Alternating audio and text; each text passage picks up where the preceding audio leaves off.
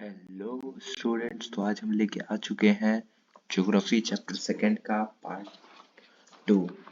तो हमने first part तक कवर कर लिया था हिमालय माउंटेन्स को और नॉर्दर्न प्लेन्स को, और इसमें हम देखिए कोशिश करेंगे कि पेनिनसुलर प्लेट्यू, आइसलैंड्स और इंडियन डिजर्ट को भी खत्म करते हैं। देखिए, तो चलिए शुरू करते हैं। तो पिछले वाले हमने सेशन में बात की थी अपने कुछ हिमालय माउंटेन्स के बारे में कि हिमालय माउंटेन में 3 रेंजेस होते हैं जो कि पैरेलली चलते हैं, जिनके नाम थे ग्रेटर हिमालय, ग्रेट हिमालय, हिमाचल और शिवालिक्स। और इस उनका कुछ हाइट विड्थ भी था। फर्स्ट का जैसे 6000 मीटर, उसके अलावा सेकंड का जो आपको था वो 3700 to 4500 kilometre, average with 50 kilometre. Third का 900 टू 1100 मीटर, और इसका जो क्या था, ये इसका जो वेट था वो 10 to 50 किलोमीटर था। और नॉर्दर्न प्लेन्स में तो जो होता था 3 मेजर रिवर सिस्टम से मिलकर बना था, इंदस, गंगा और ब्रह्मपुत्र। उसके अलावा 7 लाख स्क्वायर किलोमीटर के एरिया में फैला था। प्लेन जो था वो 2400 किलोमीटर लॉन्ग था, 240 टू 320 किलोमीटर ब्रॉड था। उसके अलावा ये इंडिया का एक एग्रीकल्चरली प्रोडक्टिव पार्ट भी था। उसके अलावा इसके 3 मतलब क्या बोले उसको, टाइप्स नहीं बोल सकते, मतलब 3 भागों में ये बटा था। कौन कौन से थे वो? पंजाब प्लेन, इंदस प्लेन और ब्रह्मपुत्र प्लेन। उसके अलावा रिलीफ फीचर्स के तहत 4 भागों में बटा था, बाबर, भांगर, खादर, तेराई। ठीक है, इन सब चीजों को हमने देखा था, और आज हम देखेंगे पेनिनसुलर प्लेट्यू। तो पेनिनसुलर प्लेट्यू के साथ शुरू करते हैं। तो सबसे पहले यहाँ पे लिखा है peninsular plateau is a table land composed of old crystal है। पेनिनसुलर प्लेट्यू है एक, मतलब इसमें हम लोग देखें, हमने पहले भी देखा था चैप्टर के शुरू में ही कि जो हमारा पेनिनसुलर प्लेट्यू है, ठीक है ना, वो इग्नियस और मेटामॉर्फिक रॉक्स का बना हुआ है। उसके अलावा ये मतलब अर्थ का सबसे पुराना लैंड मास भी माना जाता है। उसके अलावा सबसे स्टेबल लैंड ब्लॉक्स भी है, ठीक है। और ये बना किस चीज के कारण है? तो breaking and drifting of the Gondwana land, ठीक है। और इसी से इसको ओल्डेस्ट लैंड मास कहा जाता है। तो अभी आपको लोग पता चल गया क्यों पेनिनसुलर प्लेट्यू को ओल्डेस्ट लैंड मास कहा जाता है, क्योंकि ये ब्रेकिंग और ड्रिफ्टिंग के चलते बना है, किसके? गोंडवाना लैंड के। उसके अलावा ये बना किस चीज का है? Old crystalline, igneous and metamorphic rocks का। ये जो प्लेट्यू है ब्रॉड है, शैलो है, वैली है, और इसके राउंडेड हिल्स भी है। प्लेट्यू 2 ब्रॉड डिविजन्स को कंसिस्ट करती है। कौन कौन सा? सेंट्रल हाईलैंड्स और डेक्कन प्लेट्यू। यहाँ पे देखो, तो ये वाला पार्ट है, इसको सेंट्रल हाईलैंड्स बोलेंगे, और ये वाला पार्ट को हम लोग डेक्कन प्लेट्यू बोलेंगे। ओके, तो 2 पार्ट्स को कवर करती है, central highlands and Deccan plateau. जो पार्ट पेनिनसुलर प्लेट्यू के नॉर्थ के होता है, वो एक मेजर एरिया कवर करता है। इसमें तो नर्मदा रिवर वैसे दिखाया नहीं है, लेकिन नर्मदा के नॉर्थ में होता है, ठीक है ना। ये वाला, ये नर्मदा के नॉर्थ में है, ठीक है, ये वाला पार्ट, ठीक है। तो ये जो होता है इसको मालवा प्लेट्यू बोला जाता है। क्या बोला जाता है? मालवा प्लेट्यू। और मालवा प्लेट्यू का भी एक नाम है जिसका नाम होता है सेंट्रल हाईलैंड्स, ठीक है। Malwa plateau is also known as central highlands. अब यहाँ पे जो होता क्या है, विंध्यानी रेंज, जैसे ये Vindhyan range is bounded by Satpura ranges. Vindhyan range ये वाला रेंज है, ठीक है। ये किसके द्वारा बाउंडेड है? सतपुरा रेंज। यहाँ पे सतपुरा रेंज है, किसके द्वारा बाउंडेड है? कौन सा रेंज? विंध्यानी रेंज। साउथ में, यहाँ पे साउथ में। और अरावली जो है नॉर्थ वेस्ट में। यहाँ पे अरावली फर्स्ट में, यहाँ पे अरावली भी बाउंडेड है। बहुत अच्छी तरीके से इसको दर्शाया गया है इस मैप में। कोई क्लियरिटी और होगी?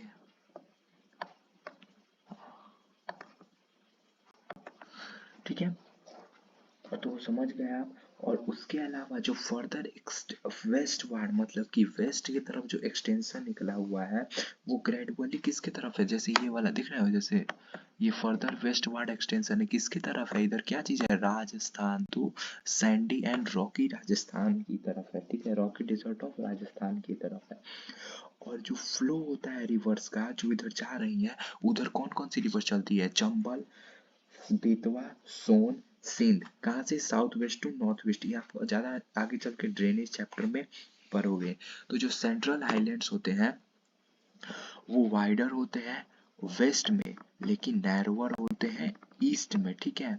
वाइडर होते हैं वेस्ट में और नैरोअर होते हैं ईस्ट में। देख रहे हैं यहाँ पे, वाइडर होते हैं वेस्ट में और नैरोअर होते हैं ईस्ट में। ओके, वाइडर ईस्ट में और नैरोअर वेस्ट में, ठीक है।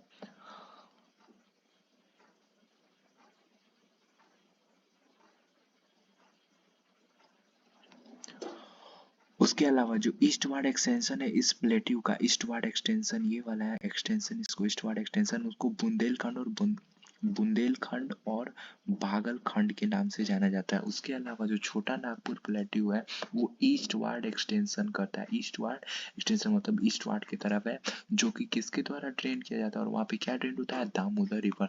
उसके अलावा जो डेक्कन प्लेट्यू है एक ट्रायंगुलर लैंड मास है, देख रहे हो ये ट्रायंगल की शेप में है, ट्रायंगल, तो इसी से इसको ट्रायंगुलर लैंड मास कहा जाता है, ठीक है। जो कि नर्मदा के साउथ में, शायद मेरे ख्याल से यही वाले जो रिवर है इसी को नर्मदा बोलेंगे, तो इसके साउथ में ये है और इसके नॉर्थ में सेंट्रल हाईलैंड्स है।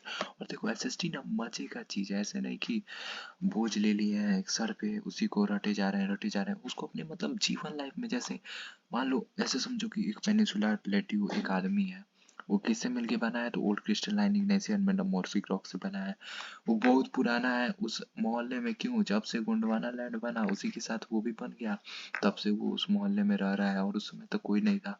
उसके अलावा प्लेट्यू जो था उसके घर में दो आदमी आए, उनमें से एक का नाम था सेंट्रल आइलैंड, दूसरे का नाम था डेक्कन प्लेट्यू। सेंट जो नर्मदा रिवर के ऊपर था उसको सेंट्रल आइलैंड्स बोला गया, जो नर्मदा के नीचे था उसको डेक्कन प्लेट्यू बोला गया, ठीक है।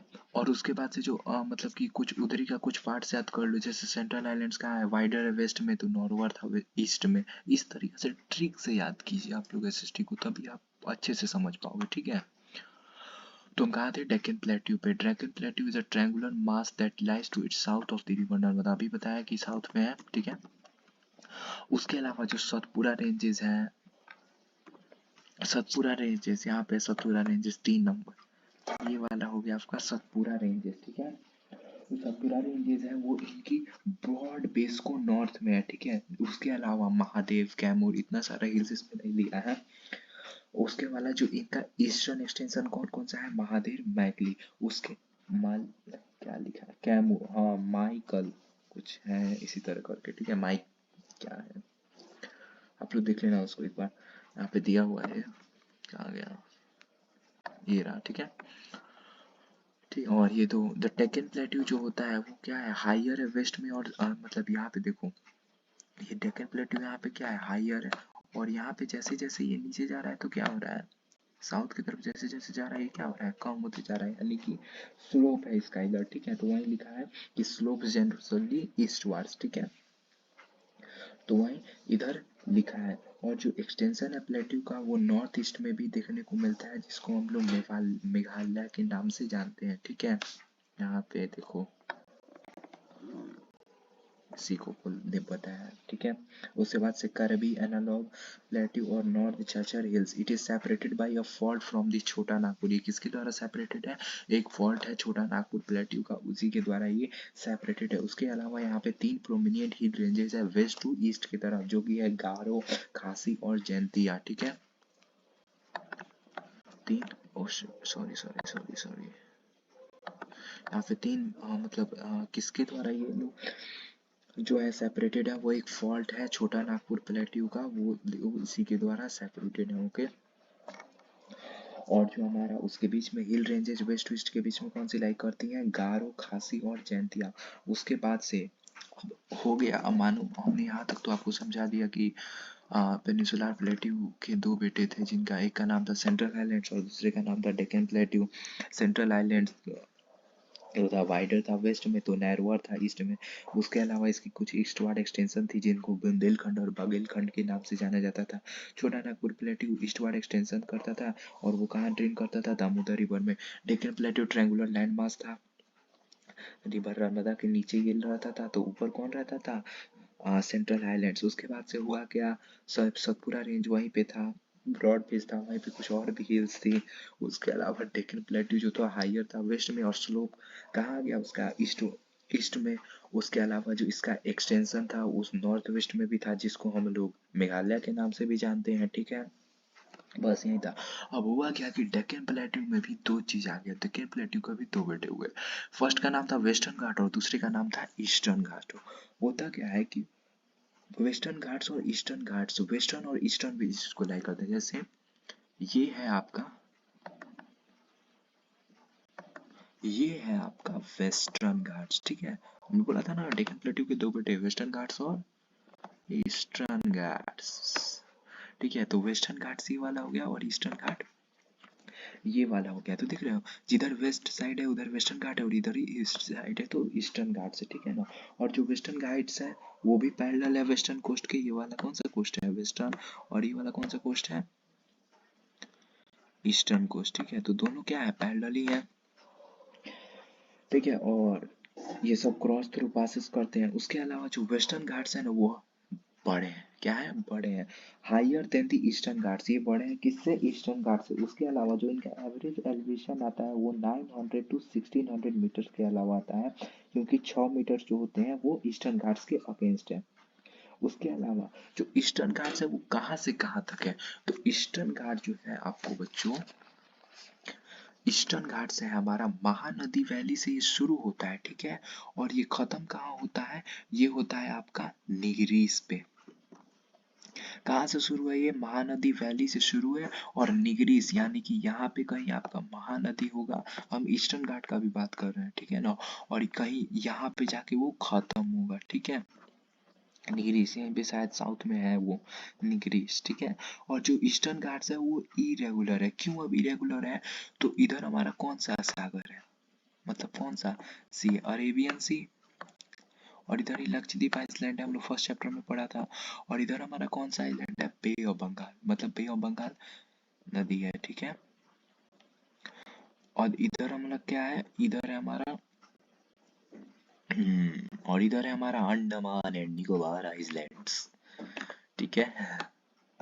इधर है हमारा अंडमान एंड निकोबार आइसलैंड्स, ठीक है। तो क्या होता है कि बहुत सारी नदियां ना, आप थर्ड चैप्टर में पढ़ोगी कि इधर से इधर बहती है।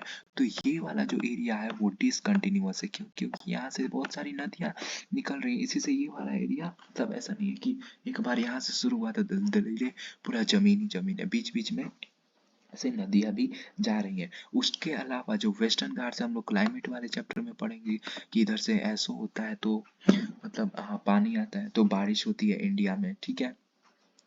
ये क्या करती हैं, रेन कैरी करके लाती हैं, यहाँ पे लिखा हुआ है जैसे western Ghats cause orographic rain by facing the rain bearing most winds to rise along the western slopes of the ghats. The western ghats are known by different local names, ठीक है। जो हाइट होता है वेस्टर्न घाट्स का वो दिन बर दिन बढ़ते जा रहा है, जैसे कि अनामुदी, जहाँ में कई कई बार ऑब्जेक्टिव में पूछ लेता है, दोदा बेटा। और उसके अलावा महानद्रगारी, ये सब हाईएस्ट पीक है किस में, इस दी हाँ महानदिगारी किस में हाईएस्ट पीक है, ईस्टर्न घाट्स में। क्वेश्चन आएगा ऑब्जेक्टिव में, लिखना पड़ेगा, आएगा तो। और एकदम टॉप करना है इस बार हिस्ट्री में, एसएसटी में। उसके अलावा सर्वे हिल्स एंड जैवदी हिल्स जो होते हैं वो साउथ ईस्ट में लोकेटेड है, किसके, वेस्ट ईस्टर्न घाट्स के साउथ ईस्ट में लोकेटेड है। अब यहाँ तक पहले बता देता हूँ मैं। जो हमारे इस इसको मिटा देता हूँ मैं। जो हमारे डेक्कन प्लेट्यू थे उनके दो बेटे थे, वेस्टर्न घाट्स और ईस्टर्न घाट्स। वेस्टर्न घाट वेस्ट में राय करते थे तो ईस्टर्न घाट ईस्ट में राय करते थे। वेस्टर्न घाट ज़्यादा बड़े थे तो ईस्टर्न घाट छोटे थे, ठीक है। उसके अलावा ईस्टर्न घाट जो थे कहाँ से कहाँ तक फैले थे, महानदी से उनका दबदबा शुरू होता था, कहाँ पे खत्म होता था, निगरीस में खत्म होता था। वेस्टर्न ईस्टर्न घाट जो थे डिसकंटिन्यूअर थे, क्यों, क्योंकि बीच बीच में से रिवर निकल रही थी, ठीक है, ताकि वो बे ऑफ बंगाल में। वेस्टर्न घाट का भी एक अलग रोल था, वेस्टर्न घाट बरसा ला रहे थे जिससे लोगों के चेहरे पे खुशी आए, किसानों के चेहरे पे खुशी आए। तो दोनों ही अपना अपना काम कर रहे थे। वेस्टर्न घाट दिन प्रतिदिन अपना मतलब एरिया बढ़ा रहा था, मतलब अपना जो हाइट है पर्वतों का वो बढ़ा रहा था। उसमें कुछ थे आना मोदी, देदा बेटा, और उसी में से महानदी गिरी जो थी हाईएस्ट भी किस में थी, ईस्टर्न घाट्स में। उसके अलावा सर्वो हिल्स और जैदविया हिल्स भी लोकेटेड थे साउथ ईस्ट में, किसके, ईस्टर्न घाट्स के। यहाँ तक समझ में आया होगा उम्मीद करते हैं। अब आगे चलते हैं। अब उसके अलावा होता क्या है, डिस्टिंग फीचर जो होता है, मतलब एक मतलब फेमस फीचर जो पेनिनसुलर प्लेट्यू का है वो है वहाँ पे ब्लैक सॉइल है। और इसी से उस एरिया को ना डेक्कन ट्रैप भी बोला जाता है। क्या बोला जाता है? डेक्कन ट्रैप।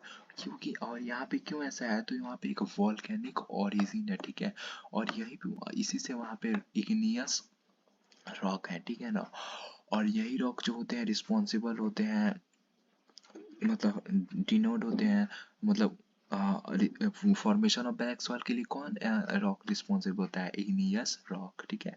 अरावली हिल्स इसके वेस्टर्न और नॉर्थ ईस्टर्न मार्जिन के होता है। आप देख सकते हो, देख रहे हैं यहाँ पे अरावली हिल्स है, यहाँ पे लिखा भी है 1 नंबर अरावली हिल्स, तो वही बता रहा है Aravalli hills on the western and north eastern margins. और ये लोग इरोडेड हिल्स होते हैं, ब्रोकन हिल्स की तरह होते हैं। और गुजरात से दिल्ली तक साउथ वेस्ट से नॉर्थ ईस्ट डायरेक्शन में जाते हैं। गुजरात टू दिल्ली, ठीक है, समझ गए। गुजरात यहाँ है और दिल्ली तक जाता होगा ये।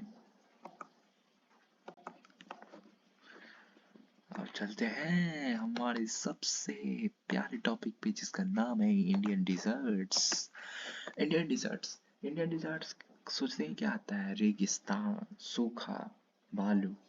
बिल्कुल उसी तरह है राजस्थान, मतलब इंडियन डिजर्ट।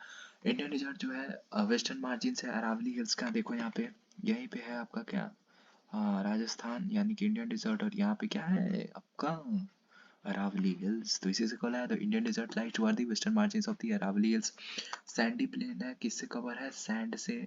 वहाँ पे रेनफॉल बहुत कम होती है, बहुत मतलब बहुत कम, यानी कि 150 mm पर ईयर, 150 mm से भी कम होती है एक साल में। एरिड क्लाइमेट है, मतलब बारिश नहीं, वर्षा बहुत कम होती है, यहाँ पे लिखा ही हुआ है। स्ट्रीम्स आते हैं रेनी सीजन में, लेकिन फिर उसके बाद वो लुप्त हो जाते हैं। सबसे बड़ी रिवर है, एक ही रिवर है उस रीजन में सबसे बड़ी, जिसका नाम है लुन्नी। उसके अलावा वहाँ पे ब्रांचेस भी हैं क्रिश्चियन शेप्ड में, ठीक है, जो कि लार्जर एरिया कवर करते हैं। और ये सबसे ज्यादा कहाँ पाए जाते हैं? तो इंडो पाकिस्तान बाउंड्री के पास। इंडियन डिजर्ट के बारे में एक बार समझ लेते हैं। इंडियन डिजर्ट मतलब बालू रेगिस्तान, ठीक है। तो ये एक अंडरलूटिंग सैंडी प्लेन है, किससे कवर होता है? सैंड से कवर होता है। यहाँ का रीजन बहुत कम पानी रिसीव करता है, 150 mm पर ईयर से भी कम पानी रिसीव करता है। एरिड क्लाइमेट होता है।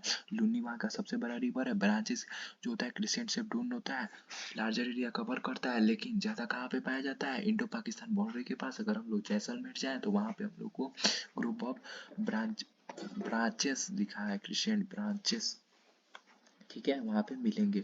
उसके बाद आता है हमारा लास्ट टॉपिक, और आज देखता हूँ मैं इसको खत्म कर सकता हूँ, हाँ हो जाएगा। और वो है हमारा कोस्टल प्लेन्स। तो पेनिनसुलर प्लेट्यू जो है हमारा नैरो कोस्टल स्ट्रिप्स के पास है। जैसे देखो ये है ना, ये सब नैरो कोस्टल स्ट्रिप्स है, तो ये किधर है? ये इधर क्या है? अरब सागर। और इधर क्या है? बॉब, बॉब उसमें था शायद, और ये द कॉकरोचेस में। वो वाला बॉब नहीं, बे ऑफ बंगाल, ठीक है, इसका शॉर्ट फॉर्म है, ठीक है। तो वो जो पेनिनसुलर प्लेट शॉर्ट फॉर्म मैंने बनाया है, एग्जाम में लिख के आ जाना बहुत, नहीं तो टीचर पता चलेगा। पेनिनसुलर प्लेट्यू जो होता है वो नैरो कोस्टल स्ट्रिप्स है, और ये अरेबियन सी के वेस्ट, ये वाला अरेबियन सी के वेस्ट और बे ऑफ बंगाल के ईस्ट में लाता है, ठीक है ना। वेस्टर्न कोस्ट जो होता है, ठीक है, सैंडविच किसके मतलब बीच में किसके पड़ता है? वेस्टर्न घाट्स और अरेबियन सी के। ये ला वेस्टर्न कोस्ट है, ये वाला पार्ट, ये वाला क्या है? Western coast. ये क्या है? वेस्टर्न घाट। और ये किसके बीच में पड़ रहा है? अरेबियन सी और वेस्टर्न घाट्स के, इसी से बोला है सैंडविच। उसके अलावा यहाँ पे 3 पार्ट होते हैं, ठीक है। वैसे तो मैंने मैप लाया नहीं है, लेकिन अगर लाता तो और क्लियरिटी, लेकिन फिर भी यहाँ से यहाँ मुंबई टू गोवा तक का पार्ट जो कवर करता है उसको कोंकण बोला जाता है। क्या बोला जाता है? कोंकण, ठीक है। और जो सेंट्रल होता है ना, सेंटर वाला, इसको बोला जाता है कन्नड़। क्या बोला जाता है? कन्नड़। और जो साउदर्न होता है, ठीक है, इसको बोलते हैं हम लोग मालाबर, ठीक है। तो वेस्टर्न कोस्ट और अरेबियन सी के बीच में 3 सेक्शन होते हैं, कन्नड़, कोंकण और मालाबर, ठीक है। उसके अलावा जो प्लेन होते हैं बे ऑफ बंगाल में, वो भी बड़े होते हैं। तो नॉर्दर्न पार्ट में इनको बोला जाता है नॉर्दर्न कैरिकर, और साउदर्न पार्ट में इसको बोला जाता है कोरोमंडल कोस्ट, ठीक है। बहुत सारे लार्ज रिवर हैं जैसे कि महानदी, गोदावरी, कृष्णा और कावेरी। ये अपने मुंह पे डेल्टा फॉर्म करते हैं, जो कि और यहाँ पे एक बहुत इंपॉर्टेंट चीज आती है। लेक चिल्का जो है यहाँ का इंपॉर्टेंट फीचर है। और जो चिल्का लेक है वो लार्जेस्ट साल्ट वाटर लेक है इन इंडिया, जो कि स्टेट उड़ीसा में लाई करता है। तो एक बार रिवीजन कर लेता हूँ मैं। होता क्या है कि मतलब इंडियन डिजर्ट से शुरू करते हैं। Indian desert western margins of Aravalli hills के पास लाई करती है, मतलब कि अरावली हिल से पास लाई करती है। उसके अलावा होता क्या है कि वो रीजन सैंड से कवर होती है और एक बहुत कम वाटर इन करती है, 150 mm पर ईयर। उसके अलावा एरिड क्लाइमेट है। सबसे बड़ा रिवर लेक ही है लुनी। उसके अलावा ब्रांचेस होते हैं क्रिसेंट शिप डून्स, ज़्यादा एरिया कवर करते हैं। इंडो पाकिस्तान बाउंड्री के पास आपको ज़्यादा मिल जाएंगे। वैसे अगर आप जैसलमेर जाएँ तो वहाँ पे भी मिल जाएंगे। पेनिनसुलर प्लेट्यू में दो होते हैं, वेस्टर्न कोस्ट और जो अरेबियन सी के बीच में है उसको मतलब वेस्टर्न घाट और अरेबियन सी के बीच में है उसको वेस्टर्न कोस्ट बोलते हैं। वेस्टर्न कोस्ट के तीन बेटे थे। पहला का नाम क्या था? कून खान, मुंबई टू गोवा तक उनका दबदबा है। दूसरा का नाम था कन्नड़, जो कि गोवा के बाद हैंडल करते हैं। और जो साउदर्न था उनका नाम था मालाबर। उसके अलावा जो प्लेन ऑफ बंगाल थे वो भी वाइड और लेवल थे। तो जो नॉर्दर्न पार्ट में था उनको नॉर्दर्न कैरी करो, जो साउदर्न में था उनको कोरोमंडल कॉस। ज़्यादा बड़ी रिवरें जैसे कि महानदी, गोदावरी, कृष्णा, ये सब अपने मुंह पर डेल्टा बना लेती हैं। ये हम क्लास मतलब चैप्टर 3 में पढ़ेंगे। और लेक चिल्का वहाँ का एक इम्पॉर्टेंट फीचर है। चिल्का लेक सबसे बड़ा साल्ट वाटर लेक है जो कि स्टेट ऑफ उड़ीसा में लाई करता है। चलिए अब जल्दी से आइलैंड वाला टॉपिक भी खत्म कर लेते हैं। आइलैंड में मैं आपको बता दूं, हमें लक्षद्वीप के बारे में पढ़ना था। तो लक्षद्वीप जो होता है एक कोरल आइलैंड होता है, ठीक है ना। कोरल कॉरल जो होता है एक मतलब शॉर्ट लीव माइक्रोस्कोपिक ऑर्गेनिज्म होता है जो कि कॉलोनीज में रहता है, ठीक है। और वहीं पे वो सॉलो होता है, मड फ्री होता है और वार्म वाटर्स में वो रहता है, ठीक है। और वो क्या निकालता है? तो वो निकालता है कैल्शियम कार्बोनेट, ठीक है। कैल्शियम कार्बोनेट निकालता है। और जो कोरोलर होते हैं उनका जो स्केलेटन्स होता है ना, उससे वो रिफ्स में बदलते हैं। और उसके बाद से ये कितने प्रकार के भी होते हैं, बैरियर रीफ, फ्रिंगिंग रीफ और एटॉल्स। तो जो ग्रेट बैरियर रीफ ऑस्ट्रेलिया में है वो एक गुड एग्जांपल है कोरोलर्स का। जो और अटल्स होते हैं वो हॉर्स शू शेप के कोरोलर रिफ्स होते हैं। तो समझे कोरोलर रिफ्स क्या होते हैं। हालांकि मैं इस पर एक बार फिर से आपको एक शॉर्ट्स जो होते हैं वो प्रोवाइड करा दूंगा। तो 1973 में हुआ क्या कि यहाँ सबसे पहले तो लक्षद्वीप का नाम लक्षद्वीप मिनिकॉय और अंडमानिव था। 1973 में सबको मिला के लक्षद्वीप कर लिया गया। स्मॉल एरिया कवर करता है 32 स्क्वायर किलोमीटर। उसके अलावा कावीरती वहाँ का सबसे मतलब वहाँ का एडमिनिस्ट्रेटिव है। पिट्टी आइलैंड वहाँ पे अनहैबिटेड बर्ड सेंचुरी है। अंडमान और निकोबार बहुत बड़ा आइलैंड है, उसके मुकाबले अंडमान साउथ में और नॉर्थ में, तो निकोबार साउथ में है। इंडिया का एक्टिव वैल्केनो कहाँ पाया जाता है? इंडिया का एक्टिव वैल्केनो पाया जाता है बैरन आइलैंड, जो कि अंडमान और निकोबार में है। उसके अलावा कुछ शॉर्ट चीजें हैं। नॉर्दर्न प्लेन जो है ग्रीनरीज है, तो वहीं पेनिनसुलर प्लेट्यू क्या है? स्टोर हाउस ऑफ मिनरल्स, ठीक है। तो इसी के साथ ये चैप्टर समाप्त होता है। Thank you so much. और लाइक सब्सक्राइब करते रहिए। शुक्रिया। कोई भी डाउट हो कमेंट बताइए।